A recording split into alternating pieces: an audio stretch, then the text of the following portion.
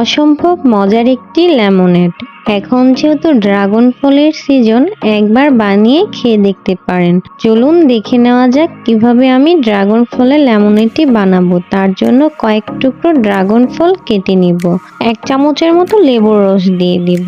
পরিমাণ মতো চিনি দিয়ে দিব। চিনিটা চাইলে আপনারা স্কিপও করতে পারেন। তারপর পরিমাণ মতো পানি দিয়ে ব্লেন্ড করে নিব ভালোভাবে। ড্রাগন ফল মিষ্টি হলে পরিমাণে চিনি কম লাগবে, আর মিষ্টি না হলে চিনির পরিমাণটা আপনাদের টেস্ট অনুযায়ী দিয়ে দিবেন। আমার ব্লেন্ড করা হয়ে গেছে।